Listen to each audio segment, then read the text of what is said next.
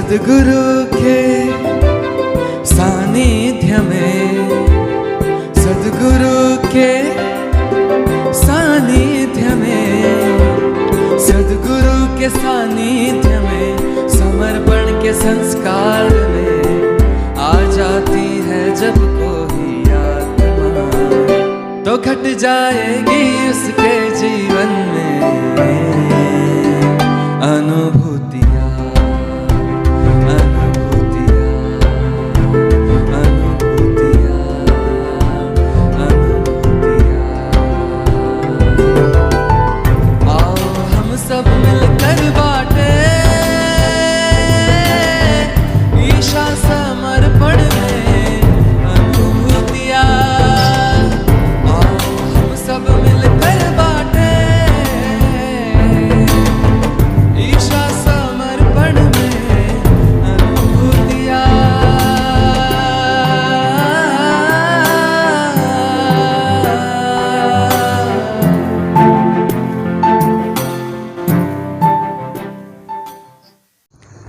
नमस्कार, जय बाबा स्वामी। मेरा नाम डॉक्टर पारस भट्ट है। मैं भावनगर का रहने वाला हूँ। समर्पण ध्यान के साथ मैं 2001 से जुड़ा हूँ, जब पहली बार पूज्य गुरुदेव भावनगर पधारे थे। किस प्रकार से जुड़ा उसकी बात बताऊँ, इससे पहले 1-2 मिनट में मैं छोटा सा संक्षिप्त परिचय देता हूँ कि पिछले काफ़ी सालों से मुझे धर्म, अध्यात्म, योग, साधना, ध्यान इत्यादि विषयों में बहुत रुचि थी और निरंतर बढ़ती जा रही थी। मेरी खोज चालू थी, साधना भी करता रहता था। उसके लिए विभिन्न पद्धति की ध्यान शिविरें भी अटेंड करता था, घर पर भी ध्यान करता था और स्कूल कॉलेज टाइम में भी योगासन, प्राणायाम, गायत्री मंत्र इत्यादि भी करता था। मैंने गायत्री मंत्र की दीक्षा ली थी यज्ञोपवीत के साथ, तो वो भी चलता था। साथ में जिज्ञासा के कारण पुस्तकों का, ग्रंथों का पठन भी चालू था। मैं डॉक्टर बन गया।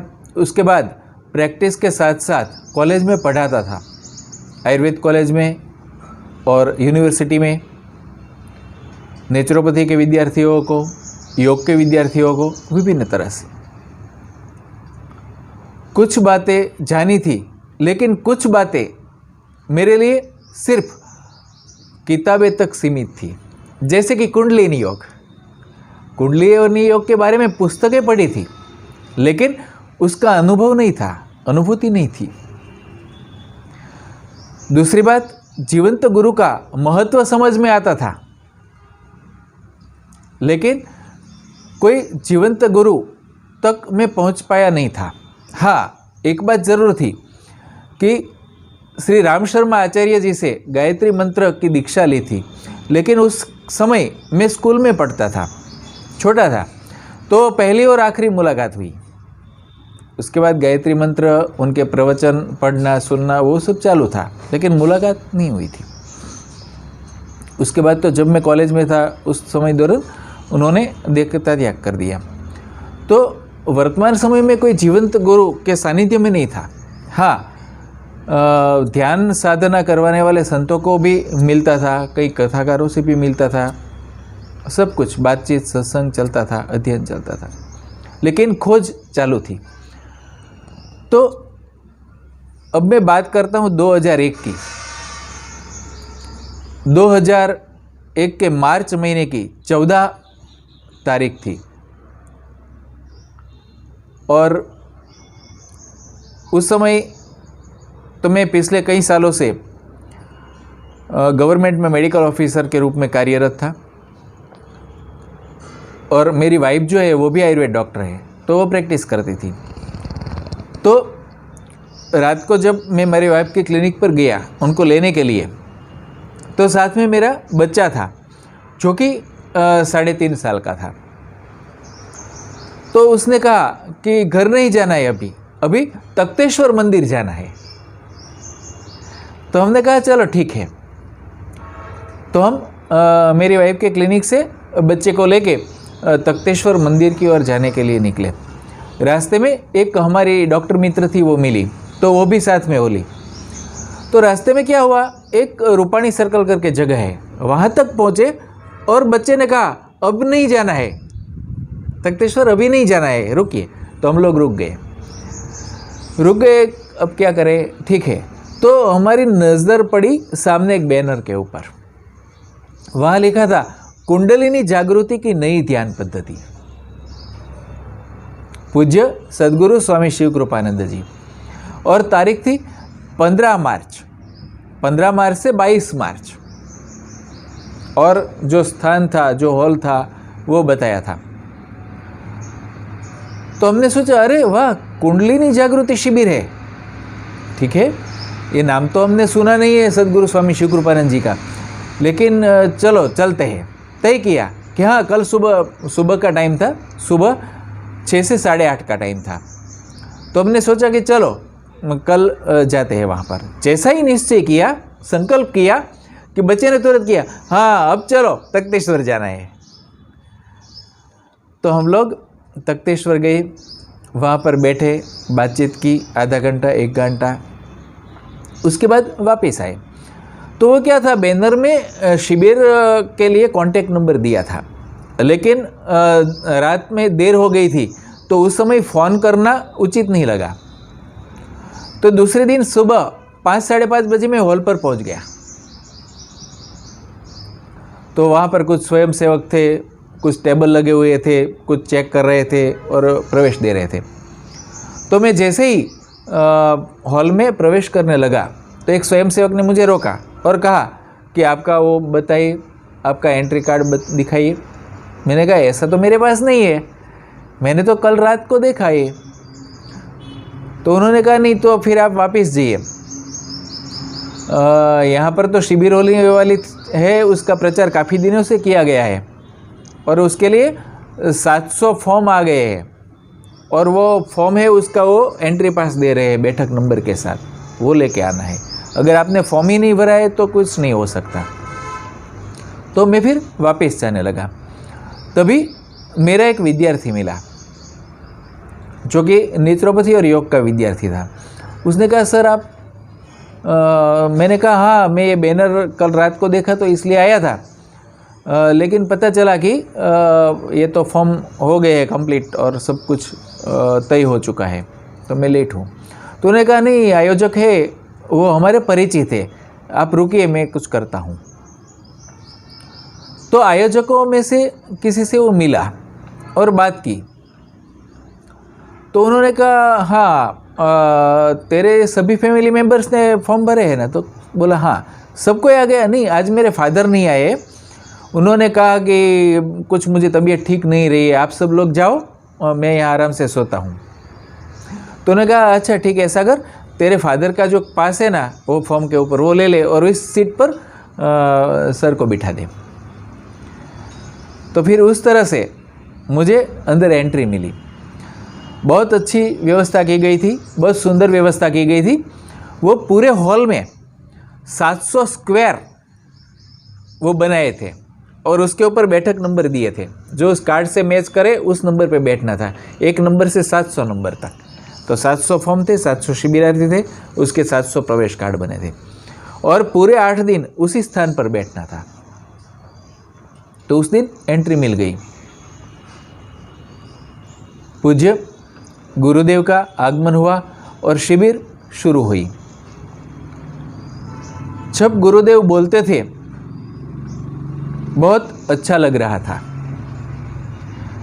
दूसरी बात है, बहुत सुंदर सुंदर कुछ खुशबू आ रही थी, पता नहीं किसकी खुशबू थी, कुछ दिव्य ही थी, मानो इस धरती पर की नहीं थी। तो बहुत आनंद आ रहा था। पूज्य स्वामी जी ने कहा कि आज यहाँ पर जो आ गए हैं, आप लोगों को संकल्प करना है कि पूरे 7 दिन हम शिविर भरेंगे, बीच में एक भी दिन मिस नहीं करना है, क्योंकि हर रोज एक एक चक्र का शुद्धिकरण होगा। अगर बीच में एक दिन आपने मिस किया तो वो चक्र शुद्धिकरण में बाकी रह जाएगा, तो आपकी आगे की यात्रा नहीं हो पाएगी। इसलिए आप संकल्प कीजिए और परमात्मा से प्रार्थना कीजिए कि आपका संकल्प पूर्ण हो, आप पूरे 8 दिन शिविर निर्विघ्न रूप से भर सकें। तो मैंने भी ये सोचा कि आज तो बैठ गया हूँ, लेकिन 8 दिन भर पाऊँ तो अच्छा है ना, क्योंकि मैं तो दूसरे के ही सीट पर बैठा हूँ। तभी गुरुदेव ने कहा कि आज जो आ गए वो आ गए, दूसरे नए को नहीं लाना है।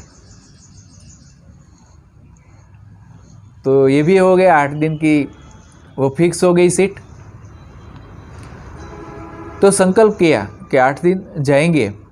और दूसरी बात है, परमात्मा से प्रार्थना करने का गुरुदेव ने कहा कि आपका चाहे कुछ भी बिजी शेड्यूल हो, चाहे कुछ भी इमरजेंसी आती हो, फिर भी आप संकल्प रखिए। और 2-3 उदाहरण भी दिए थे कि जो भी बिजी पर्सन्स थे वो कैसे समय निकाल के आ सकते थे, उनके लिए व्यवस्था हो जाती थी।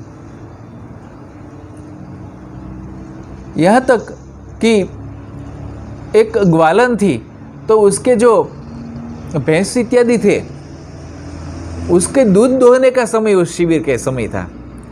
तो गुरुदेव ने कहा आप शुद्ध इच्छा कीजिए, भगवान से प्रार्थना कीजिए तो हो जाएगा। तो शिविर से पहले वो दूध देने लगते थे। तो ये अगर परमात्मा से प्रार्थना करें शुद्ध संकल्प के साथ तो क्या नहीं हो सकता है। तो ऐसे भावनगर में भी कई किस्से बने, कई मित्रों के साथ ऐसा बना, ऐसा हुआ, और आखिरी दिन उन्होंने अपने अनुभव भी बताए थे। तो इस तरह से ये शिविर शुरू हुई। बहुत आनंद आता था। पहले दिन से ही ध्यान करवाना शुरू करवाया था। पहले प्रवचन होता था और प्रवचन के बाद ध्यान करवाते थे। तो ध्यान में भी बड़ी अच्छी सुगंध आती थी, कुछ अलग ही।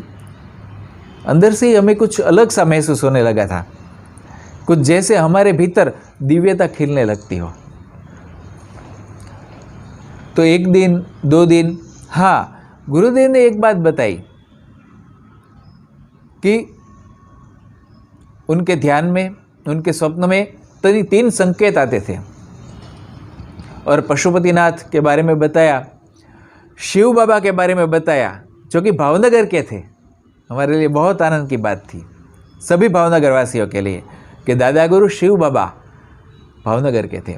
और तीसरी बात बताई, जो टेकड़ी नुमा जो शिव मंदिर था, वो तख्तेश्वर मंदिर था, वो स्वामी जी को भावनगर आने के बाद ही पता चला। क्योंकि जहाँ पर रुके थे वहाँ पर जब टेरेस पर गया तब दर्शन हुआ और पता चला कि ये जो संकेत में आता था ये वही मंदिर है।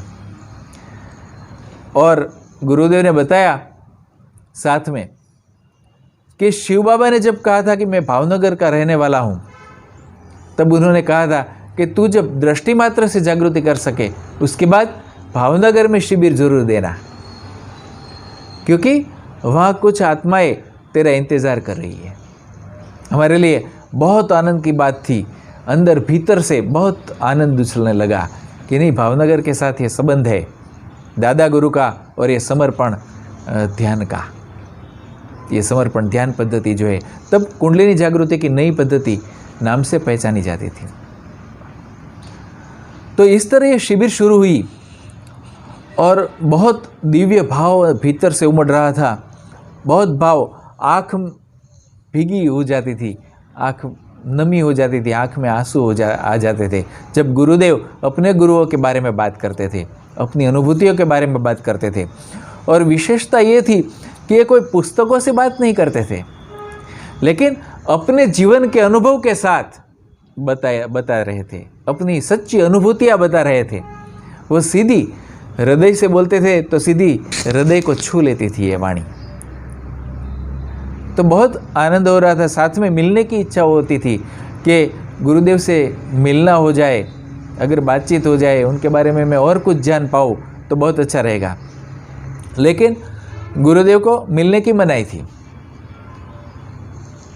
वहाँ पर कहा गया था कि गुरुदेव से किसी को मिलने की कोशिश नहीं करनी है, गुरुदेव सबके बारे में सब कुछ जानते हैं। एक तरफ हृदय में प्रेम उभर रहा था, मिलना था, दूसरी ओर जो मस्तिष्क है वो थोड़ा तर्क भी करता था, लेकिन ऐसा लगता था नहीं, अगर मिलूँ उसके बाद आगे पता चलेगा क्या है। तो ये शुद्ध भाव था। तो ये बात मैं घर पे बताता था कि ध्यान के दौरान कैसी कैसी सुगंध आती है। साथ में ये भी कहता था मेरी पत्नी से कि अगर स्वामी जी मिले तो बहुत अच्छा, मुझे अंदर से ऐसा लगता है, मिलना चाहता हूँ, मिले तो कैसा रहेगा। तो उसने बोला कि नहीं, मुझे लगता है कि आपको स्वामी जी मिलेंगे और तख्तेश्वर मंदिर ही मिलेंगे। तो मैंने कहा बहुत अच्छा। और पहले दिन से जब स्वामी जी ने बात बताई थी तख्तेश्वर मंदिर और दादा गुरु के बारे में, तब मैं क्या करता था कि हर रोज़ पूरे दिन में एक बार तख्तेश्वर मंदिर जाना शुरू किया। वो स्वामी जी ने बताया उसके बाद। तो जो गवर्नमेंट डिस्पेंसरी थी मेरी, जहाँ पर मैं मेडिकल ऑफिसर के रूप में कार्य करता था, वहाँ जाते समय या वापस आते समय कोई भी एक समय वहाँ पर मैं जाता था तख्तेश्वर, और वहाँ जाते आते समय एक बार वही खुशबू की अनुभूति होती थी, वही सुगंध की जो स्वामी जी के प्रेजेंस में ध्यान में अनुभूति होती थी, स्वामी जी के प्रवचन के दौरान होती थी। तो मुझे इतना तो पता चला कि कुछ तो कनेक्शन है। स्वामी जी प्रवचन देते हैं और ध्यान करवाते, तब जो दिव्य खुशबू आती है, जो दिव्य सुगंध अनुभव होती है, वही खुशबू ये तख्तेश्वर आने पर कुछ सेकंड के लिए क्यों ना हो, लेकिन आ जाते हैं। तो कुछ तो संबंध था, क्या संबंध था पता नहीं था। अगर गुरुदेव मिल जाए तो आगे बहुत कुछ जानना था। आगे की बात हम नेक्स्ट वीडियो में बताएंगे। नमस्कार।